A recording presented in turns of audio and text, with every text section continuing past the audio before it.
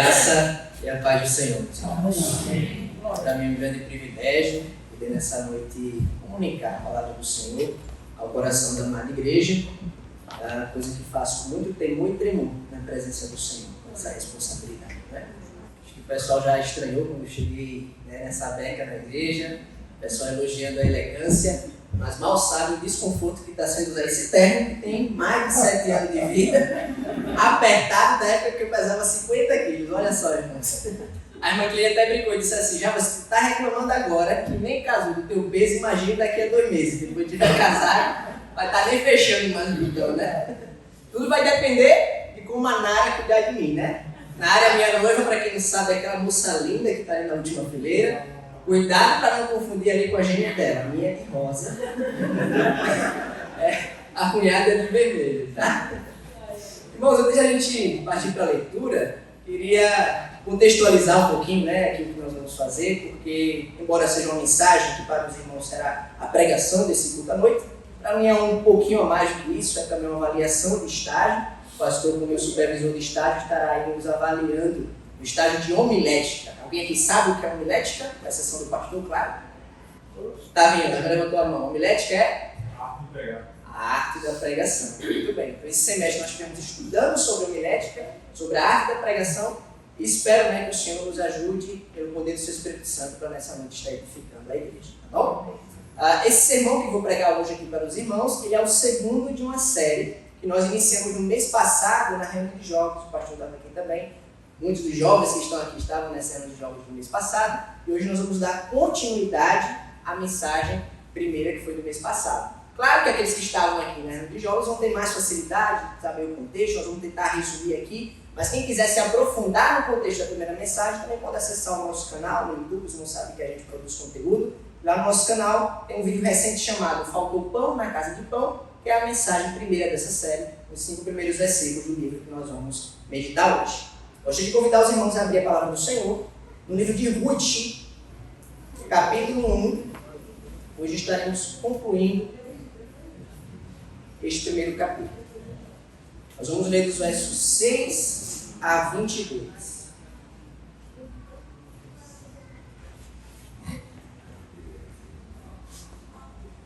Convidar todos a ficarem de pé, se já encontraram.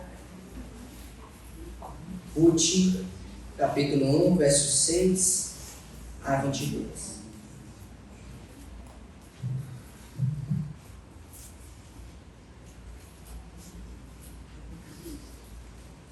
Glória a Deus. Se todos encontraram, lemos com a ajuda de Deus Pai, do Senhor Jesus Cristo e do Espírito Santo, a palavra de Deus que diz assim: Quando Noemi soube em Moabe que o Senhor viera em auxílio do seu povo, dando-lhe alimento, decidiu voltar com suas 2 noras para sua terra. Assim ela, com as 2 noras, partiu do lugar onde tinha morado. Enquanto voltavam para a terra de Judá, disse-lhes Noemi: Vão, retornem para a casa de suas mães, que o Senhor seja leal com vocês, como vocês foram leais com os falecidos e comigo. O Senhor conceda que cada uma de vocês encontre segurança no lar do outro marido. Então deu-lhes beijos de despedida, mas elas começaram a chorar alto e disseram: Não, voltaremos com você para junto do seu povo. Disse, porém, Noemi: Voltem, minhas filhas, porque viriam comigo? Poderia eu ainda ter filhos que viessem a ser seus maridos? Voltem, minhas filhas, vão, estou velha demais para ter outro marido. E mesmo que eu pensasse que ainda há esperança para mim, ainda que eu me casasse esta noite e depois desse alguns filhos, iriam vocês esperar até que eles crescessem? Ficariam sem se casar à espera deles? De jeito nenhum, minhas filhas. Para mim é mais amargo do que para vocês, pois a mão do Senhor voltou-se contra mim. Elas então começaram a chorar alto de novo. Depois Orfa deu um beijo de despedida em sua sogra, mas Ruth ficou com ela. Então Noemi aconselhou: Veja, sua concunhada está voltando para o seu povo e para o seu Deus. Volte com ela. Ruth, porém, respondeu, e aqui está uma das palavras mais lindas da Bíblia, irmãos: Não insista comigo que te deixe e que não mais te acompanhe. Aonde fores, irei. Aonde ficares, ficarei. O teu povo será o meu povo, e o teu Deus será o meu Deus. Onde morreres, morrerei, e ali serei sepultado. Que o Senhor me castigue com todo rigor, se outra coisa que não a morte me separar de ti. Quando Noemi viu que Ruth estava de fato decidida a acompanhá-la, não insistiu mais. Prosseguiram, pois, as duas até Belém. Ali chegando, todo o povoado ficou alvoroçado por causa delas. Será que é Noemi? Perguntavam as mulheres. Mas ela respondeu: não me chamem Noemi, melhor que me chamem de Mara, pois o Todo-Poderoso tornou minha vida muito amarga. De mãos cheias eu parti, mas de mãos vazias o Senhor me trouxe de volta. Por que me chamam Noemi? O Senhor colocou-se contra mim, o Todo-Poderoso me trouxe desgraça. Foi assim que Noemi voltou das terras de Moabe, com sua nora Ruth, a Moabita. Elas chegaram a Belém, no início da colheita da cevada. Oremos, irmãos. Senhor nosso Deus e maravilhoso Pai que está nos céus, queremos te agradecer pela leitura da Tua Palavra e agora te suplicar, Senhor Deus, da guia do Teu Espírito Santo, da Tua unção, do Teu poder, para que ela seja fielmente exposta. Sabemos, Senhor Deus, que sendo fielmente exposta, é o Teu Espírito Santo que aplicará aos corações dos ouvintes. Faze conforme a Tua vontade e a Tua palavra nunca torna vazia. É o que nós te suplicamos, em nome de Jesus. Amém. Podem se assentar, meus irmãos.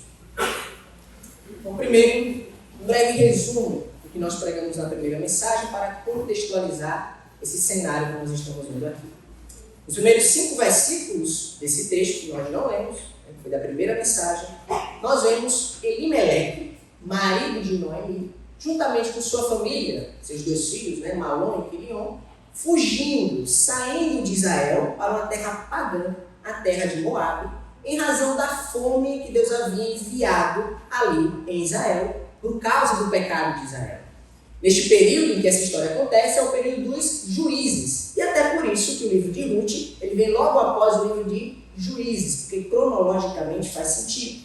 E o período dos juízes era marcado por um período de profunda desobediência do povo perante a lei do Senhor, não guardando a sua aliança depois de ter entrado na terra prometida, sendo fiel a Deus, indo após outros ídolos, dos povos pagãos que estavam ao seu redor. E o povo seguia cada um seu próprio entendimento. Inclusive, essa frase é muito repetida na leitura de Juízes, É dito que cada um seguia o que parecia certo aos seus próprios olhos. E aí, Elimeleque, marido de Noemi, diante daquela fome que Deus havia enviado como castigo por causa do pecado do povo, decide fazer aquilo que era o espírito do seu tempo, aquilo que todo mundo fazia em seu tempo, seguir o seu próprio entendimento. E então, sem consultar o Senhor, sem confiar no Deus das promessas, que havia feito promessas para aquela terra em particular, a terra de Israel, que com tanto suor, sangue e luta, Deus havia entregado ao povo de Israel como cumprimento da promessa feita a quem? Lá atrás? Abraão, da terra prometida. Mas em vez de ele ficar na terra da promessa, Elimeleque, cujo nome em hebraico significa Deus é meu rei, não ficou na terra do seu rei, mas foi para fora da terra do seu rei, para a terra de Moabe, com a esperança de lá encontrar prosperidade que estava em falta em Israel. Mas em vez de encontrar prosperidade, em vez de encontrar bonança, eles encontram aquilo que é o salário do pecado e da desobediência deles. Qual é o salário do pecado, segundo Paulo? A morte. Morre Elimeleque em terra estranha. Uma viagem que era para ser temporária, uma viagem era para ser passageira. Só enquanto havia fome em Israel, acaba para ele se tornando uma viagem permanente, porque ele é enterrado fora da terra prometida. E o filho mais velho, Malom, em vez de pegar a família e decidir voltar então para Israel, não deu certo a viagem? Não. Eles se acostumam a ficar longe do Senhor, longe do povo de Deus, longe da comunidade da aliança e vão ficando ali por 10 anos. E nesses 10 anos, os 2 jovens, filho de Elimeleque e Noemi, se casam com mulheres pagãs, algo que era vedado pela lei do Senhor, julgo desigual. Desde o Antigo Testamento, o Senhor Deus vedava que pessoas que são do caminho da fé se casassem com estranha fé. Mas então eles lá na terra moabita se casam com essas moças e logo depois, de súbito, ambos morrem. Malom e Quilion. E é aqui que nós começamos a nossa história, com essas 3 mulheres. Noemi, Ruth e Orfa. 3 mulheres, viúvas e sem filhos. E o que é que isso significava? Significava que era um grupo vulnerável naquela época. Mesmo hoje em dia, uma viúva sem filhos é um grupo vulnerável, socialmente vulnerável. Imagina aquela sociedade, uma sociedade agrária, uma sociedade patriarcal em que as mulheres não eram inseridas no mercado de trabalho tão facilmente como nos dias de hoje. Essas mulheres estavam numa situação complicada. porque não havia tutela masculina sobre elas, nem de marido, nem de filhos, e os bens que elas possuíam, elas haviam perdido. Noemi diz isso aqui no verso 21, que ela saiu ditosa de Israel, mas estava voltando empobrecida, tendo perdido os bens e tendo que buscar em terra estranha. Uma viagem não é para a prosperidade, havia se tornado uma viagem de tragédia. Mas aqui nós veremos, irmãos, por esse texto que nós lemos hoje, essa mensagem que será exposta, como é que Deus age amorosamente, porque Ele é fiel às suas promessas, porque Ele é fiel à sua aliança, para trazer de volta e restaurar pessoas que antes se desviaram dele. Deus está sempre de braços abertos para receber de volta aqueles que com o coração arrependido buscam a Ele em espírito e em verdade. Hoje nós veremos aqui como é que Deus estende o seu amor pactual para trazer de volta Noemi, que havia se desviado, e junto a ela uma estrangeira, que não era parte do povo de Deus, mas se torna não só parte do povo de Deus, mas inclusive integrante da genealogia do Messias. Sim, vocês sabem, né? E Ruth, ela é bisavó de quem? De que rei famoso de Israel? Davi. Então ela se torna, mediante esse agir de Deus, transformando o mal do pecado deles em um bem final. Ele transforma a Ruth, uma estrangeira, que não era de Israel, como parte da genealogia messiânica. Porque uma vez que ela é bisavó de Davi, e Jesus é o filho de Davi, o herdeiro do trono de Davi, logo, Ruth é o que? A avó do próprio Cristo. Você vê como é que Deus age misteriosamente. Por meio do pecado, Ele transforma situações trágicas em redenção no final. Eu não sei, meu irmão, minha irmã, como é que você entrou aqui nessa noite. Talvez você esteja em pecado, talvez esteja distante do Senhor, distante dos teus irmãos, da comunidade da aliança. Mas escuta uma coisa que Deus já quer te falar nisso, essa palavra. Nunca é tarde para voltar. Nunca é tarde para retornar ao Senhor. Porque Ele está sempre, absolutamente sempre, de braços abertos para receber aqueles que são seu povo, desde que voltem com o coração contrito e verdadeiramente arrependido. Vejamos como é que Deus começou a operar na vida dessas mulheres. Verso 6.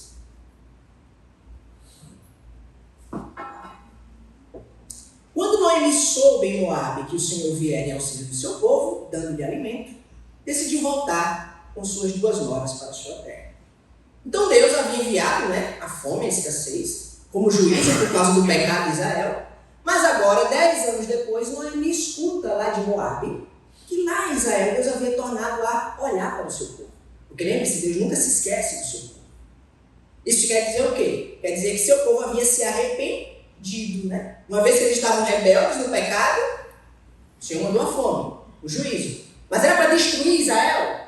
Não, porque a disciplina do Senhor para o seu povo nunca visa destruir o seu povo, mas trazê-los ao arrependimento, à restauração, ao renovo. Sempre que Deus pesa a sua mão sobre alguém que é seu, sobre o seu povo, não é visando a sua destruição, pois a disciplina de Deus visa o nosso arrependimento. O povo de Israel aparentemente havia se arrependido, então Deus decide abençoar aquele povo e dar a ele alimento. Então, Noemi pensa consigo, Poxa, se Deus tornou ali a abençoar, se Ele perdoou o povo que andava espiritualmente longe dele, pode ser que haja esperança para mim. Eu, que ando tanto física quanto espiritualmente longe do Senhor. Pode ser que haja também redenção para mim e perdão, como Deus entregou esse perdão a Israel. Então ela decide voltar para Israel. Mas esse retorno é algo fácil, irmãos? É fácil você reconhecer os erros? É fácil você reconhecer que tomou uma atitude errada? É fácil você reconhecer que pecou? E encarar as consequências do seu pecado? É fácil você abrir mão do seu orgulho pessoal e reconhecer que errou e aos pés do Senhor humilhação? Não é. Para pensar na situação de Noemi. Noemi tinha que voltar para Israel, depois de 10 anos, para Belém, a cidade que ela morava, que o povo a conhecia. E quando ela chegasse lá, o que ia acontecer? O que o povo ia comentar? Essa é Noemi? Aquela que saiu daqui a 10 anos, saiu até com bens, com propriedades. Ela disse que saiu ditosa de Israel. Cadê Elimelec? O que aconteceu com seu marido? E cadê os meninos? Saíram daqui tão novo? Malom, Quilion? Ou seja, ela teria que voltar e declarar que a desobediência deles os havia prejudicado. Ela teria que encarar as consequências do seu pecado. As consequências que fizeram aquela mulher que saiu alegre, né, buscando ali prosperidade em Moab, agora retornar como uma mulher, infelizmente, amargurada. Irmãos, retornar pode não ser fácil. Reconhecer o pecado é realmente algo difícil, mas é necessário para todo aquele que deseja se reconciliar com o Senhor. Aquele que deseja se reconciliar uns com os outros. Porque às vezes nós também, nos nossos relacionamentos interpessoais, não é? A gente erra, a gente peca uns com os outros, porque nós somos o quê? Santificados pela palavra somos, mas nós não deixamos de ser pecadores. Martinho Lutero, né, pregou que essa é a realidade do cristão depois que ele crê no Senhor. Ele é simul justus et peccator, ou seja, ele é simultaneamente justo, mas ainda é pecador. E porque nós somos pecadores, o que é que nós fazemos uns contra os outros na igreja? A gente peca uns contra os outros. E os relacionamentos são abalados.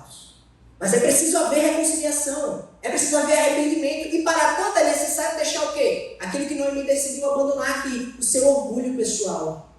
Ela decidiu tomar a iniciativa e voltar para Israel em busca de reconciliação. Será que você tem necessitado de reconciliação, seja com o Senhor ou talvez até com o irmão teu? Porque você sabe, não é? O que é chegar à mesa do Senhor em paz, de maneira, entre aspas, digna. É você chegar em paz e comunhão com os teus irmãos. Mas se você não está em paz e comunhão com os irmãos, por tabela você não está também com quem? Com Deus. Porque o que João escreveu na sua primeira carta? Ele disse assim: como podes tu dizer que ama a Deus que não vê, mas o teu irmão a quem você vê, você aborrece, você odeia? Não pode. Porque se você odeia o teu irmão, o teu amor, teu suposto amor declarado na boca por Deus, é falso. Me desculpa essa verdade se te ofende, mas é a verdade. É falso.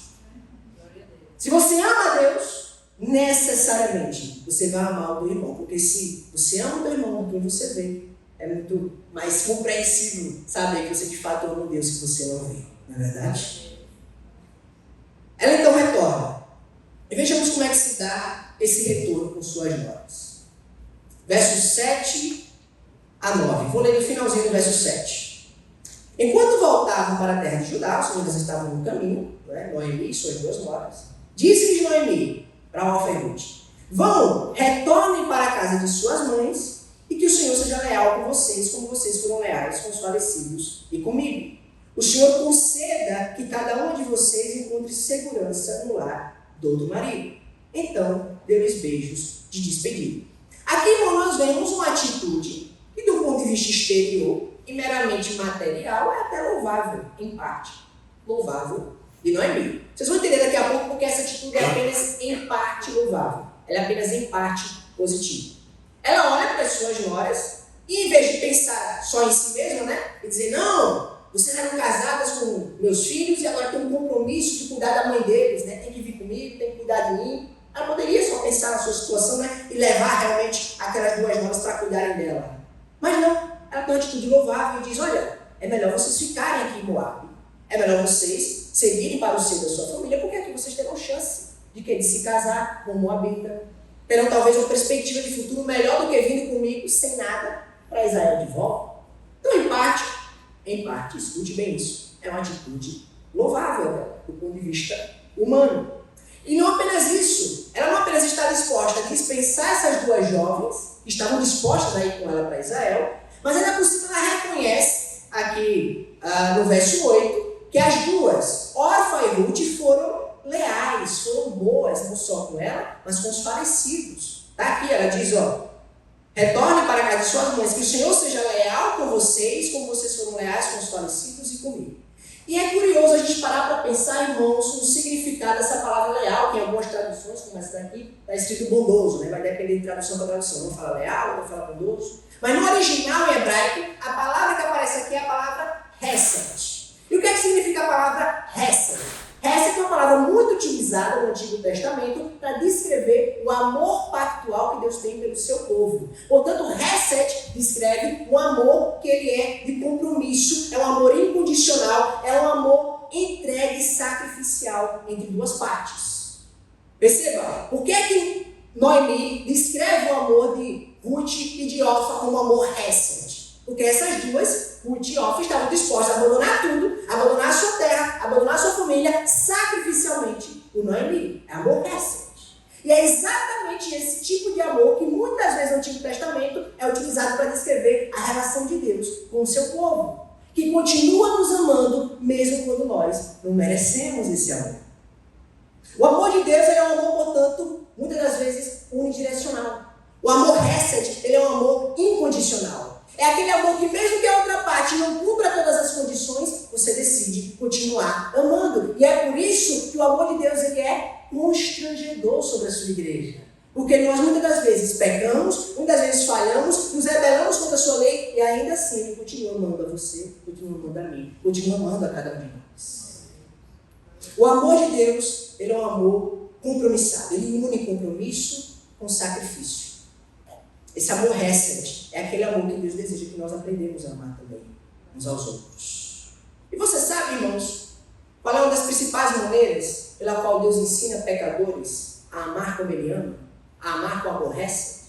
Vou pedir licença aqui para pregar como um jovem apaixonado que vai casar daqui a 2 meses. Vou pregar sobre casamento brevemente. Casamento é um instrumento, um poderoso instrumento de Deus para ensinar pecadores a amar como Ele ama, a amar com amor hesed. A pergunta que fica é, como é que Deus faz isso por meio do casamento? Como é que pelo casamento Ele ensina pecadores a amar como Ele ama? Bom, Ele faz isso te dando uma pessoa imperfeita. Exatamente, uma pessoa perfeita. Se você me disser que o seu cônjuge é perfeito, eu vou te dizer, não foi Deus que te deu esse casamento. Se Deus te deu, Ele te deu necessariamente alguém imperfeito.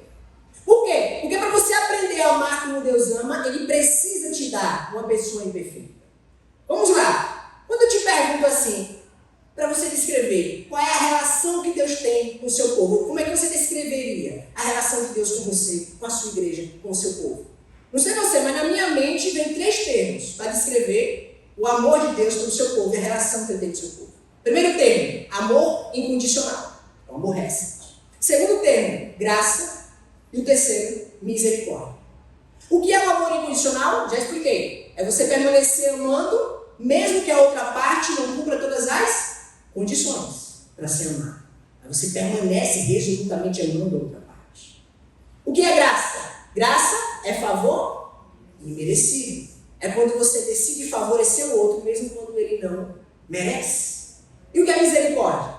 Misericórdia é o oposto negativo de graça. Porque enquanto graça é você favorecer quem não merece, misericórdia é você não entregar juízo a quem merece o juízo. E como é que Deus, então, no casamento, nos ensina a amar dessa maneira que Ele ama? Ora, quando Ele te dá uma pessoa imperfeita, uma pessoa que obviamente vai errar contra você, uma pessoa que vai pecar contra você, uma pessoa que muitas vezes não apenas vai ser falha, mas ela vai ser fraca exatamente nas áreas que você mais precisaria que ela fosse forte. Por que é que Deus faz isso? Para que você aprenda a amar incondicionalmente.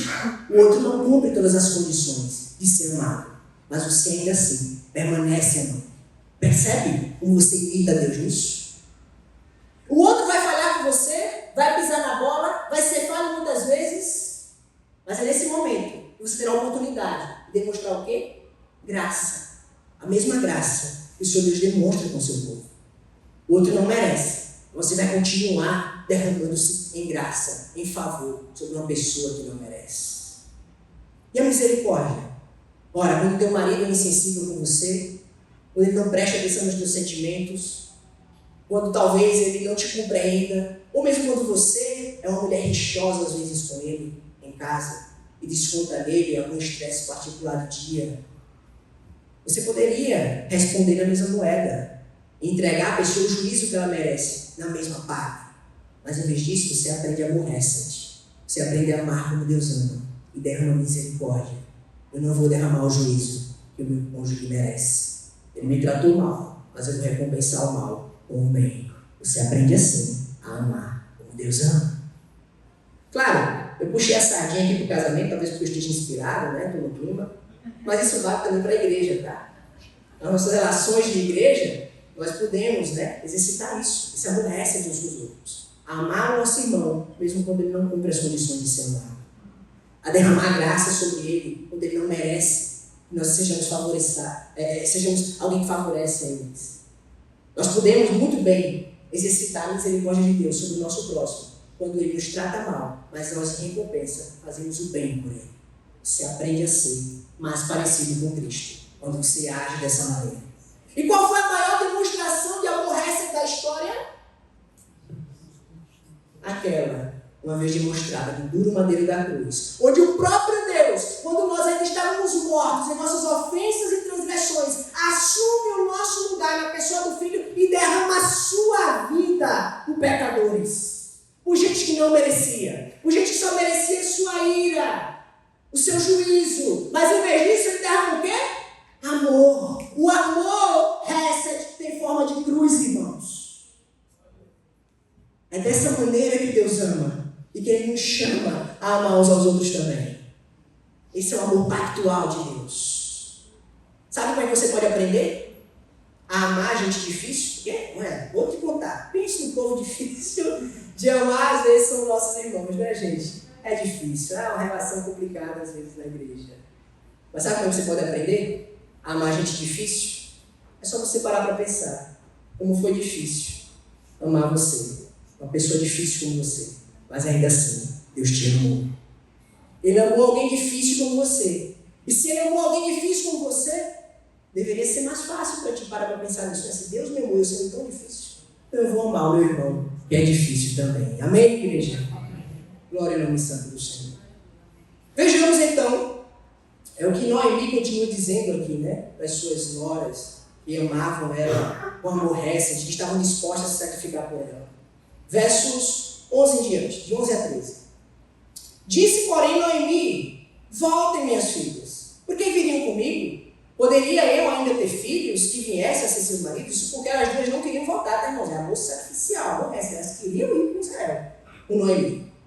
Voltem, vão, estou velha demais para ter outro marido, e mesmo que eu pensasse que ainda há esperança para mim, ainda que eu me casasse esta noite depois dessa dos filhos, iriam vocês esperar até que eles crescessem? Ficariam sem se casar à espera deles? De jeito nenhum, minhas filhas. Para mim é mais amargo do que para vocês, pois a mão do Senhor voltou-se contra mim. Algo aqui nesse texto, irmãos, me chama muita atenção. E é nessa hora que eu vou querer mostrar para vocês a dubiedade de Noemi. Lembra que eu falei que, em parte, a atitude dela foi louvável? Mas não completamente. Aparentemente, ela estava com motivação egoísta por trás do conselho que ela deu às suas noras. Que motivação egoísta? Bom, para pensar. Por que ela não aventou a possibilidade das suas noras se casarem com homens em Israel? Faltava homem em Israel? Não tinha homem lá, né? Mas por que nos conselhos que ela dá para Ruth e para Orfa, ela diz: olha, fiquem aqui, porque aqui vocês vão poder casar com Moabita. Ora, ela não podia mais Israel casar com Israelita? Por que isso não foi aventado como possibilidade? Ora, irmãos, porque os israelitas não viam com bons olhos as mulheres moabitas.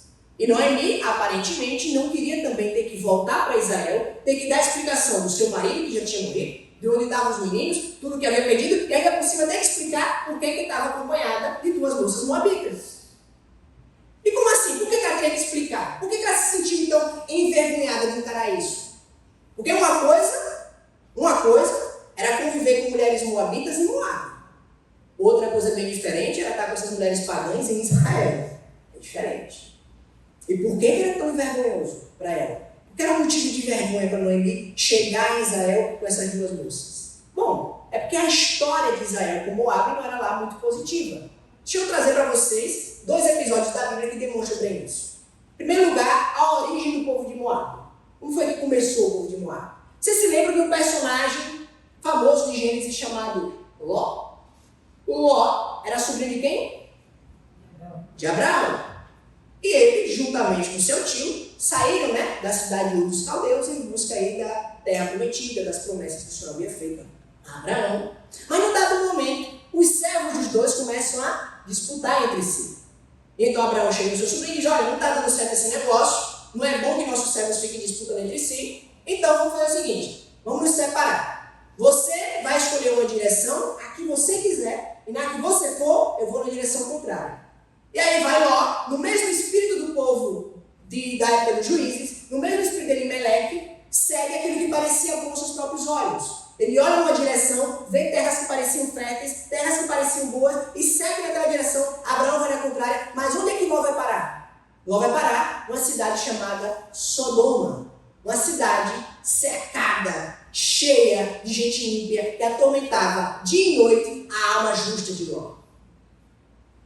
Então, para resumir a história, Deus decide destruir aquela cidade, manda 2 anjos na casa de Ló, tirar sua filha de lá, ele tem que sair às pressas, praticamente só com a roupa do corpo, a mulher dele no meio do caminhão olha para trás, no estado de sal, e onde é que Ló vai parar? Vai parar em uma caverna, numa montanha, com as suas 2 filhas. Nossa, que história trágica. Não acabou por aí não. A tragédia continua. As 2 filhas de Ló, vendo que não tinha um marido ali, um homem para poder se casar e dar sequência à família, o que elas decidem fazer? Embriagar Ló e as 2 se deitarem com ele. A filha mais velha chega na filha mais nova e diz: olha, nesta noite eu vou dar vinho ao nosso pai, eu me deito com ele hoje, amanhã tu faz o mesmo, tu bebeda ele, se deita com ele. Pecado de incesto. Para quem não sabe, incesto é quando há relações íntimas entre pessoas de parentesco próximo, como pais e filhas, por exemplo, né? E assim acontece, as 2 embebedam, engravidam, e quem é o filho da primeira? Moabe, o pai dos moabitas. Então vocês percebem como na história, na mentalidade do povo de Israel, já não era algo muito positivo, a própria origem do povo de Moabe, como eles não podiam ver com bons olhos as mulheres moabitas.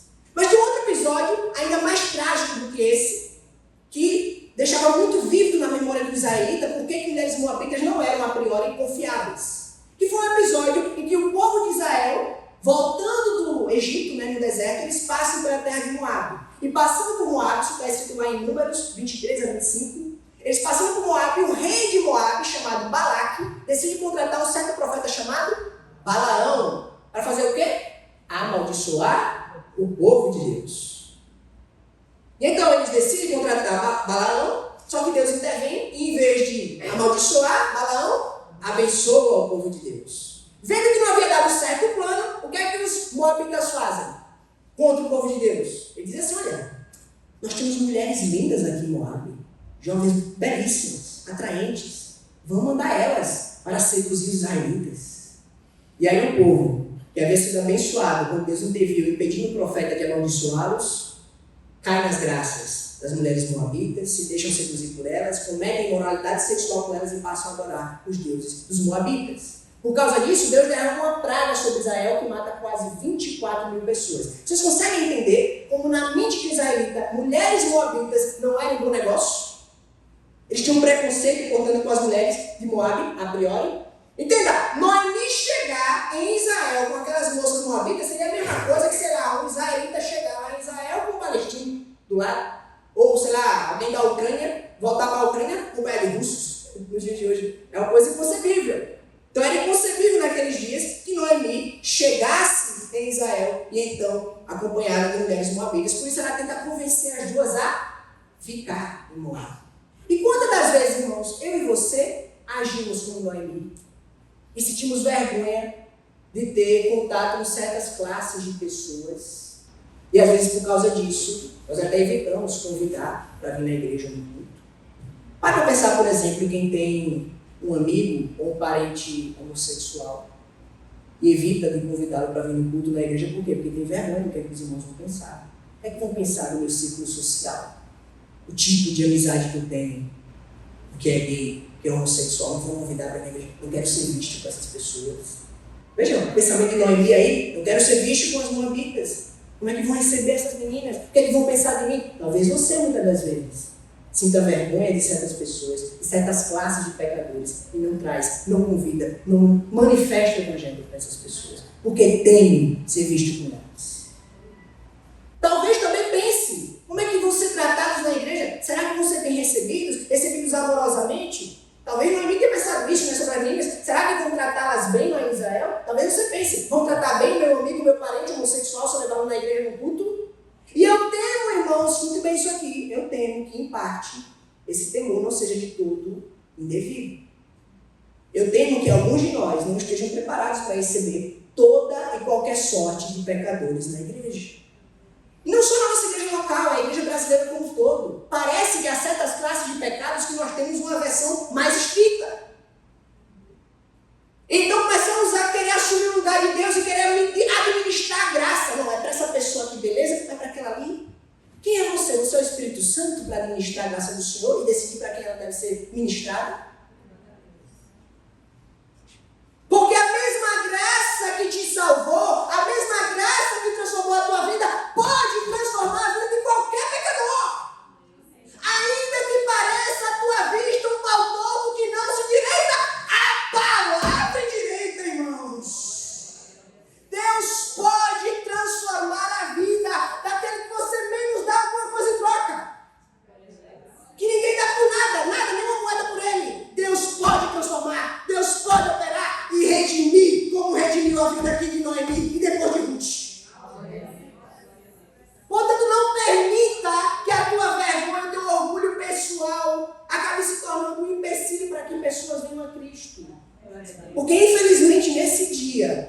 Noemi foi um empecilho para uma delas, para uma das noras. Qual delas? Orfa. Orfa, ouvindo o conselho de Noemi, o conselho egoísta de Noemi, o conselho medroso de Noemi, o conselho vergonhado de Noemi, decide então voltar para a sua terra, para a sua cultura, para o seu povo, para os seus falsos deuses. E talvez Noemi, nesse dia, tenha afastado de Orfa a oportunidade dela ter um relacionamento real com o Deus verdadeiro, o Deus de Israel. Você percebe o que a vergonha faz? Infelizmente, Orfa, depois desse dia, desaparece das páginas da história da redenção. E nunca mais é mencionado outra vez na Bíblia. Não sabemos o que aconteceu com Orfa, apenas que ela voltou para os seus falsos deuses. Mas, irmãos, qual foi a resposta de Ruth para sua sogra? Vamos ler aí, versos 16 a 17. Acompanhe comigo a leitura. Essas são as palavras que eu falei na leitura, uma das mais lindas da Bíblia. Eu acho linda essa declaração. 16 a 17, olha só. Ruth, porém, respondeu a sua sogra: não insistas comigo que te deixe e que não mais te acompanhe. Aonde fores, irei. Onde ficares, ficarei. O teu povo será o meu povo e o teu Deus será o meu Deus. Onde morreres, morrerei, e ali serei sepultada. Que o Senhor me castigue com todo rigor, se outra coisa que não a morte me separar de ti. Que lindas essas palavras, não é? Olha a diferença. Enquanto que Orfa escuta o conselho de Noemi e nunca mais é lembrada, nunca mais é mencionada na história da redenção, Ruth, por outro lado, tem essas suas palavras reverberando por 30 séculos, 3 milênios que a gente lê essas palavras de Ruth e que elas são repetidas até mesmo em festas de matrimônio. Tem coisa mais clichê do que esses versículos aqui em festa de matrimônio? Eu até brinquei com a Nara e disse: olha, vou parafrasear Ruth, nosso voto de casamento. Que são palavras muito típicas, né, de casamento. E tudo bem, não tem nenhum problema utilizar essas palavras lindas, que realmente lembram muito, né, dos votos que se fazem em casamento. Não tem nenhum problema utilizar isso no matrimônio. Mas a gente às vezes perde de vista que não foi a palavra de um noivo para a sua noiva e nem de uma noiva para o seu noivo. Foram as palavras de uma nora para a sua sogra. O que é muito esquisito, né? Normalmente a gente quer distância da sogra, mas no caso aqui ela teve essa declaração. Brincadeira, meu bem, eu amo minha sogra, né? Meu Deus. Ainda bem que ela ouviu isso. Mas então, irmãos, ela aqui se declara para a sua sogra e demonstra, né, que ela estava disposta de fato a se sacrificar tudo, deixar todo o seu povo para trás, para ir com a sua sogra para Israel. E perceba que não era uma mudança temporária. Porque a mudança de Elimelec e Noemi, quando eles foram para Israel, tinha a ideia de ser o quê? Algo temporário. Enquanto a fome estivesse assolando Israel. Eles tinham a ideia de voltar. Mas não é este o caso de Ruth.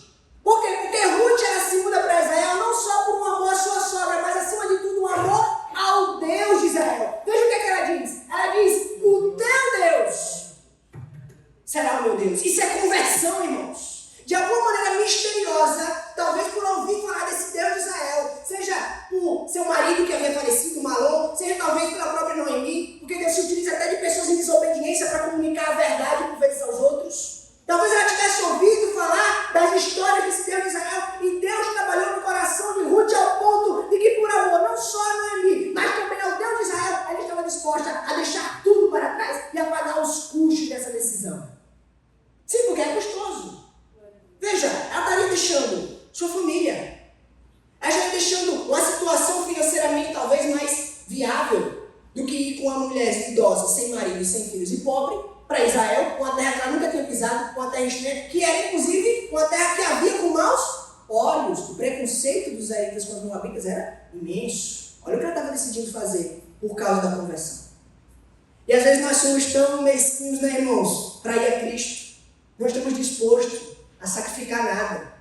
Se nos incomodar em qualquer coisa, se tivermos que abrir mão de um determinado vício, de uma determinada prática, se o Senhor nos cobrar pela sua palavra, que para andar com Ele, nós devemos seguir determinado caminho estreito, nós não queremos, nós preferimos o caminho de Orfa, o caminho largo, mas que leva à perdição. Por quê? Porque não estamos dispostos a negar a nós mesmos, a pagar os custos.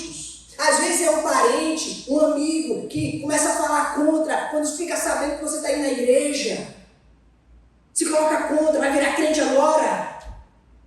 Mas Ruth não tomou e não levou isso em conta. Ela estava disposta a enfrentar até a resistência dos seus familiares. Vai abandonar nossos deuses agora? Vou porque é um Deus verdadeiro lá em Israel. Vou pagar o preço. Talvez os amigos, as amigas de Ruth tenham dito, mulher, não vai não. Tu vai com uma mulher idosa, uma mulher pobre, para uma terra que te odeiam. Tu não sabe que os israelitas veem mulheres moabitas com maus olhos. O que tu vai fazer lá? Eu vou porque eu não vou atrás deles. Eu vou com a minha sogra para cuidar dela, atrás também do Deus de Israel. Por causa de quem você vem na igreja? É para agradar o parente? O amigo? A si próprio? Nos teus prazeres? No caminho largo que você gosta?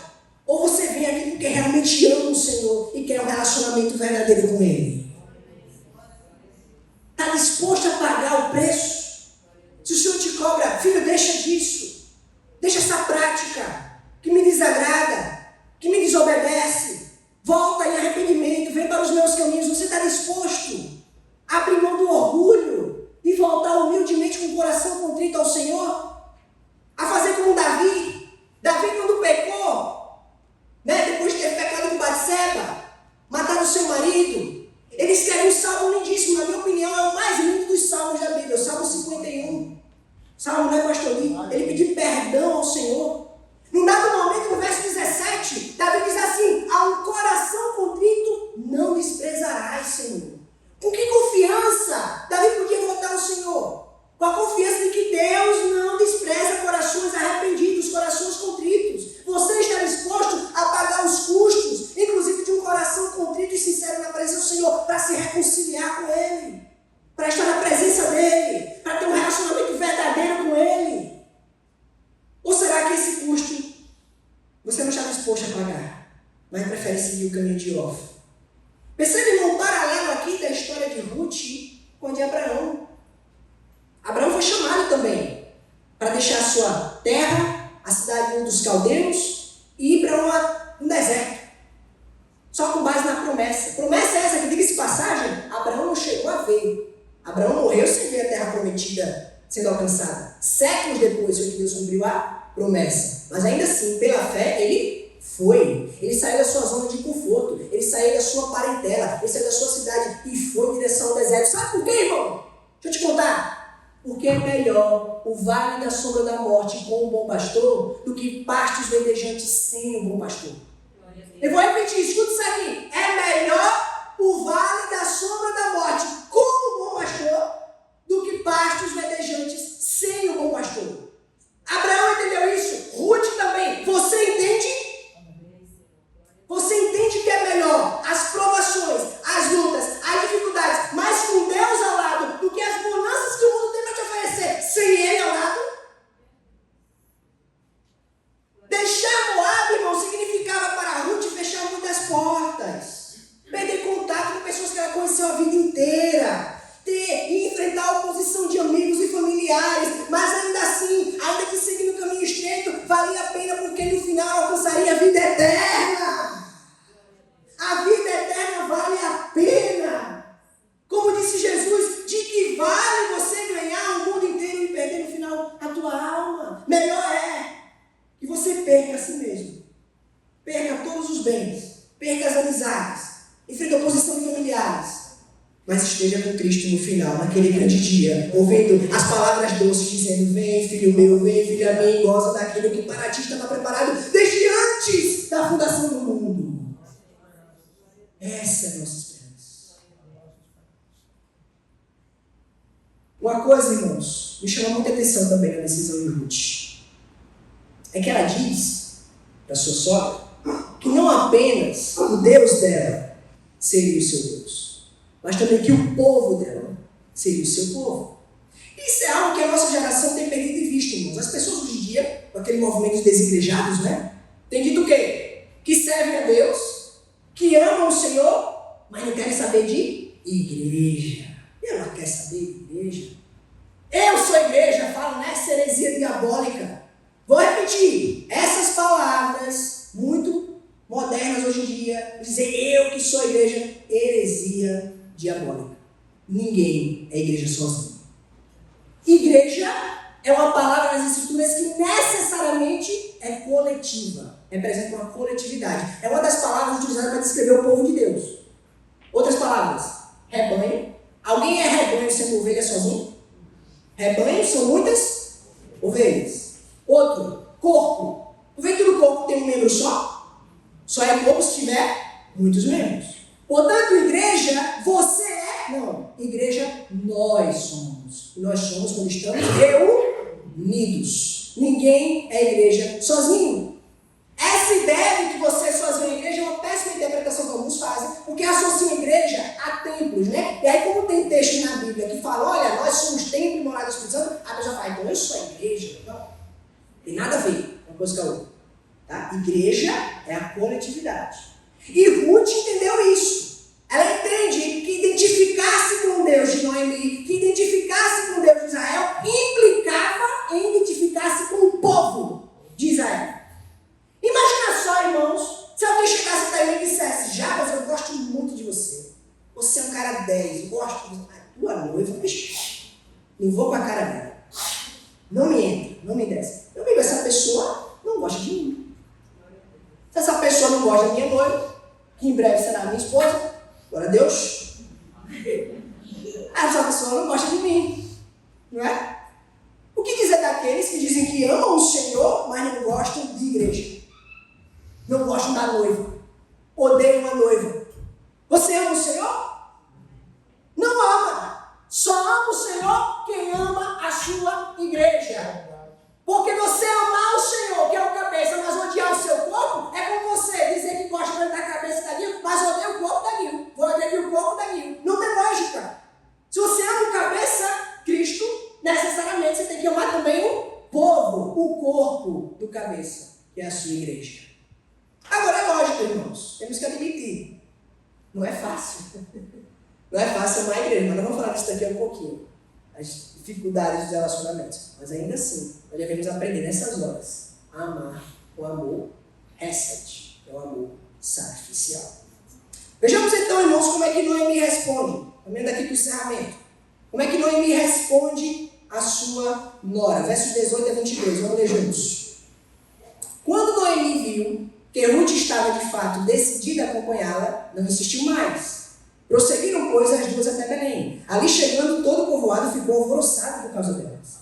Será que é Noemi? Perguntavam as mulheres. Mas ela respondeu, não me chamem Noemi, melhor que me chamem de Mara, pois o Todo-Poderoso tornou minha vida muito amarga. De mãos cheias eu parti, mas de mãos vazias o Senhor me trouxe de volta. Porque me chamam Noemi, o Senhor colocou-se contra mim. O Todo-Poderoso me trouxe desgraça. Foi assim que Noemi voltou das terras de Moabe, com sua nora Ruth, a Moabita. Elas chegaram a Belém no início da noite selada. Vejamos, irmãos, a reação então aqui de Noemi, no verso 18. Uma das declarações mais lindas da história. Uma das palavras mais bonitas da Bíblia, que a sua nora havia dito para ela. E qual é a reação dela? Tá bom. Bora. Ela agradeceu? Ela demonstrou gratidão? Ela reconheceu ali também a providência de Deus, que a despeito de todas as tragédias, estava deixando ao lado dela uma companheira, uma nora para voltar com ela para Israel? Não. E por que não? Por que é que Noemi reage com apatia e com indiferença às palavras de Ruth? Porque ela havia se tornado, segundo suas próprias palavras, uma pessoa amargurada. Tão amargurada, irmãos, que ela chega a mudar de nome. Ela diz, olha, não me chame mais de Ruth, mas me chame agora de Mara. Mara, em hebraico, significa amargurado. Essa é a mesma palavra que os israelitas utilizaram lá em Êxodo capítulo 15 para descrever aquele lugar que eles chegaram, né, onde tinha águas amargas. E aí o Senhor transforma águas amargas em águas doces, né? Mas antes disso eles chamaram aquele lugar de Mara, porque era amargo. E era exatamente esse tipo de mulher que infelizmente Noemi havia se tornado uma mulher amarga, uma mulher com os olhos marejados de lágrima, com tudo que lhe havia acontecido, e sem conseguir reconhecer a providência de Deus em todas essas coisas. E veja que a teologia que Noemi expressa aqui é uma teologia em parte correta. Por quê? Porque ela diz que o Senhor havia tornado a vida dela muito amarga, que o Senhor, né, havia se colocado contra ela e trazido desgraça. E isso é verdade. da disciplina, do juízo de Deus, para trazer o seu povo de volta ao arrependimento. Então ela conseguia reconhecer o quê? Ela conseguia reconhecer que Deus era soberano. Tão soberano que até o mal que havia sobrevivido contra ela tinha vindo das mãos do Senhor. Era o Senhor pesando a mão contra ela. Estava correto isso. O problema é que ela estava parcialmente correta. Ela não estava enxergando o Senhor completamente, mas apenas um dos seus atributos, a justiça. Ela não estava conseguindo enxergar que esse mesmo Deus que é justo é um Deus também amoroso. E que por meio de toda essa disciplina, por meio de todos esses acontecimentos, por meio desses sofrimentos, ele estava também operando ali a restauração dela, fazendo-a voltar para Israel. E não apenas ela, mas aquela que seria a bisavó de Davi também. Ela foi capaz de ver a mão soberana de Deus descarregando sobre ela, mas não foi incapaz de ver o amor de Deus por trás desse juízo dele. O amor em resgatar, restaurar e disciplinar Noemi, e também salvar uma estrangeira, uma pagã, que era sua nora. Lembra, irmãos, o que é que Paulo escreveu lá em Romanos, capítulo 8? Ele está falando sobre sofrimento. Ele está falando sobre sofrimentos que sobrevêm contra nós, padecemos aflições. Depois de falar isso, ele diz o seguinte: olha, mas todas as coisas, inclusive os sofrimentos que eu mencionei aqui, cooperam para o bem dos que amam a Deus, dos que foram chamados segundo o seu propósito, para serem imagens do seu Filho. Perceba que Paulo tem uma teologia completa. É uma teologia que, por um lado, vê que Deus é soberano, até sobre os nossos sofrimentos, até sobre as situações difíceis que passamos, mas ele também é um Deus amoroso. Esse é um equilíbrio difícil de encontrar, tá certo? Até para crentes maduros. Tem crentes que acabam focando muito a parte do que Deus é amor, e se esquecem que ele é justiça também. E acham que Deus, porque é amoroso, vai tolerar tudo. Uma vida vivida de qualquer forma, sem consequências. Por outro lado, há crentes que só olham para o lado justiça de Deus. Deus é soberano, é um Deus que se lida contra o pecado, mas se esquece que ele é um Deus que está sempre de braços abertos para perdoar aqueles que se arrependem. É um equilíbrio difícil de encontrar, mas Paulo encontra esse equilíbrio e diz: olha, até os sofrimentos, que são permissão de Deus e vem das mãos de Deus poderoso, no final das contas cooperam para nos fazer mais parecidos com Cristo. Será que você consegue enxergar isso nos sofrimentos que você passa? Será que você consegue enxergar isso nos nãos que Deus te dá? Às vezes você ora, você pede ao Senhor alguma coisa com muito fervor, Deus não te dá. Você consegue enxergar nisso a providência de Deus, a mão dele, cuidando de você?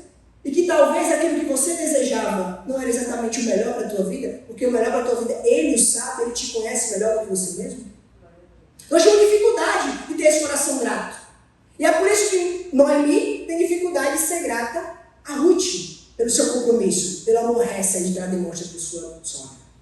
E ela também tem dificuldade de mostrar gratidão a Deus, enxergando somente o seu juízo, mas não conseguindo perceber o seu amor por trás do juízo. Veja, irmãos, quando ela chega na cidade, as pessoas começam então a falar. Porque é difícil o retorno. É difícil você reconhecer o erro, você encarar as consequências. Quando chegam lá, as pessoas já começam a perguntar: será que é Noemi? E certamente começaram a se perguntar: cadê Elimelec? Cadê Malom? Cadê Quilion? O que aconteceu? Quem é essa jovem com ela? Essa moabita aí? E é difícil, irmãos, de fato, lidar com o povo de Deus muitas vezes. O povo de Deus é complicado. O povo daquela cidade de Belém começa a fofocar sobre Noemi. É dito aqui no texto, olha aí versículo 19. É dito que todo o povoado ficou o quê? Alvoroçado. O que é que significa? Começaram a comentar sobre a vida de Noemi. Olha aquela mulher que andou tanto tempo, 10 anos fora. Ixi, parece que Moab não fez bem ela. Não é dito no texto que uma pessoa sequer chegou para abraçar, para estender a mão, para estender o ombro amigo. Isso nos leva a refletir, irmãos, como é que nós temos recebido pecadores em nosso meio, especialmente aqueles que estão voltando. É muito fácil para a gente olhar para a pessoa e dizer: vixe, olha, eu sabia que isso ia acontecer, eu avisei antes de sair, no tempo que passou fora, eu avisei que iria vir juízo, olha como está agora. São comentários que podem nos fazer, às vezes, uns contra os outros. Mas é difícil encontrar alguém que, no teu retorno, te estenda a mão, que te abrace e diga: bem-vindo de volta, meu irmão. Mas que tipo de igreja nós queremos ser? Nós queremos ser como esse povo difícil, que começou a fazer comentários sobre Noemi. Nenhum sequer estendeu a mão, nenhum sequer ajudou. Ou nós vamos ser como o pai da parábola do filho pródigo, que quando recebe o seu filho de volta, o filho esperando que seria recebido como servo, como escravo, ele é recebido como filho, recebe roupas novas, e o pai se alegra dizendo: meu filho, que bom que você tornou a minha casa.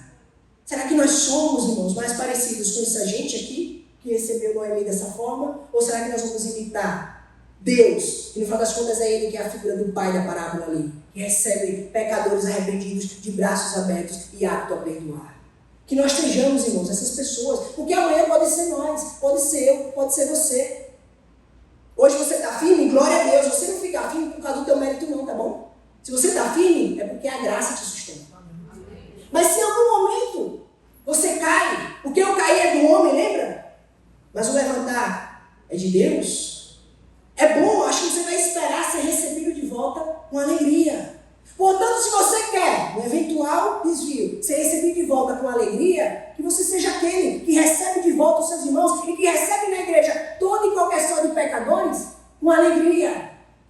Sabendo que aqui é um hospital espiritual para tratar gente quebrada, gente doente. Jesus não veio para os sãos, Jesus veio para os enfermos. E você é um deles. Portanto, receba os enfermos com a cura do amor, em vez da moléstia do julgamento. Não importa o que o outro fez, se está arrependido, aqui tem reconciliação para ele, porque Cristo morreu pelos pecados dele, assim como morreu pelos teus também. Para encerrar, irmãos, e não sei se teria oportunidade para dar continuidade a essa série de mensagens nos próximos capítulos, queria encerrar vendo como é que nós terminamos a história aqui, vendo Ruth e Noemi. Por um lado, nós vemos Ruth, a moça moabita, que sacrificou tudo, sacrificou a família, sacrificou sua cultura, sacrificou a história para seguir aquela sogra, dedicando-se a ela sacrificialmente, mas que não é notada e nem recebe qualquer gratidão da sua sogra. É uma dura realidade essa, do amor hesed, do amor pactual, do amor incondicional. A realidade de que muitas vezes nós faremos coisas, nós agiremos, mas não seremos notados naquilo que faremos. Mas é exatamente nesse ponto que nós somos chamados a amar como Deus ama. A fazer, não esperando algo em troca, não esperando reconhecimento, mas fazer tão somente porque é isso que o Senhor nos chamou a fazer. A amar, sem esperar recompensa. Esse é o único amor verdadeiro. É o amor hesed, é o amor sacrificial, é o amor que ama, sem esperar nada em troca. Ruth termina essa parte aqui que nós lemos como essa mulher amando com amor hesed, se entregando para sua sogra, mas sem reconhecimento. Portanto, ame o teu irmão, ame o teu cônjuge, ame a tua família, ame os teus amigos, ame os teus inimigos. Porque Deus faz isso. Lembra o que Jesus pregou lá no Sermão do Monte? Ele disse assim: olha, ama os teus inimigos, em vez de persegui-los, né? Ouviste que foi de teus antigos? Odiarás o teu inimigo, amarás o que vos amam. Porém eu vos digo, aquele que amar são os que se vos amam. Que grande coisa faz? Até os ímpios fazem isso.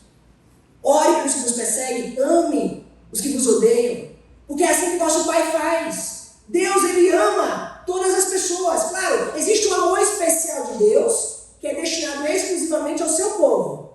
Um amor salvífico, porque ele é direcionado no Filho, que é o cabeça, e assim como o óleo precioso de Arão, que é derramado sobre a cabeça e desce sobre o lado dos vestidos, assim também o amor especial de Deus é destinado ao Filho, e então é derramado sobre toda a igreja, que é o seu povo. Mas há um amor geral de Deus que se manifesta sobre todas as pessoas. E Jesus fala desse amor quando ele fala que Deus faz nascer o sol sobre maus e bons. Ele vai descer a chuva sobre ímpios e justos. Indistintamente, ele demonstra o seu amor sobre todas as pessoas. De maneira que o ímpio, não arrependido, não poderá chegar naquele grande dia, no juízo final, e dizer que não foi alvo do amor de Deus. Porque o Senhor questionará ele: pera lá, você teve ar para respirar? O sol nasceu sobre a sua cabeça? A chuva desceu sobre você? Então você foi alvo do amor de Deus. Há um amor de Deus que se manifesta sobre todas as pessoas. E por isso, nós devemos ter a capacidade de amar a todos, indistintamente, mas principalmente aqueles que nos odeiam. Porque ao fazermos isso, imitamos o nosso Deus, o nosso Pai Celestial.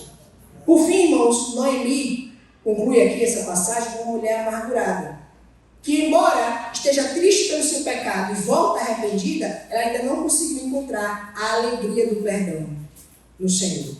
Ela volta para Israel esperando ali ser, talvez, um miserável, esperando não ser completamente restaurada. Ela volta para Israel como o filho pródigo volta para a casa do seu pai, esperando ser um servo. Mas assim como o filho pródigo é recebido pelo pai como filho, Noemi, e aqui vai um spoiler, né? No resto do livro, se você quiser ler em casa, ela vai ser recebida pelo Senhor de braços abertos, e em vez de serva, ele vai chamá-la de filha. Qual a aplicação que nós podemos tirar para essa noite?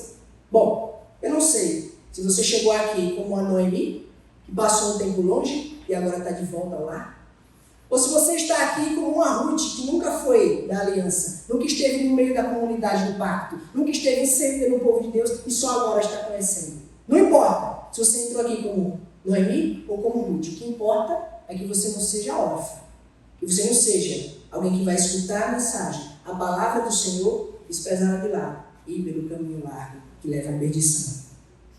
Que você seja como Ruth e Noemi, que vem a Belém, a casa do pão, que tornam a casa do Senhor, esperando ser redimida. Porque essa é a oferta do Evangelho. A oferta do Evangelho é essa: você pode achegar-se à mesa mesmo sem merecer. Você pode vir desde que se arrependa dos seus pecados e creia no Senhor. Porque Cristo te oferece não somente um amor em forma de cruz, mas também uma tumba vazia para te dar esperança de redenção e de vida eterna. Oremos, meus irmãos. Senhor nosso Deus, queremos te agradecer nessa noite pela tua palavra. Cremos, Senhor Deus, que ela veio e fez aquilo, Senhor Deus, para o qual foi enviada. Nós possamos, Senhor Deus, guardar no nosso coração, não como ouvintes esquecidos, mas como ouvintes praticantes, que escutam o teu conselho, que escutam a tua disciplina, até a tua repreensão e amam, Senhor Deus, o que tu tens para falar ao teu povo. Que nós sejamos, Senhor Deus, daqueles que se arrependem dos seus pecados e sempre estão dispostos a voltar ao Pai, crendo que tu és gracioso, que tu és amoroso e estás sempre disposto a nos abraçar e nos reconciliar consigo mesmo. Aliás, tu fizestes isso quando enviaste o teu Filho para naquela cruz se entregar pelos nossos pecados e por meio do seu sangue nos trazer paz outra vez com o Senhor. Cremos em Cristo e temos paz contigo. Essa é a nossa confiança. Leva-nos em paz para nossos lares, meditando durante a semana a tua palavra e guardando-nos em teus caminhos. É o que nós te suplicamos em nome de Jesus. Amém.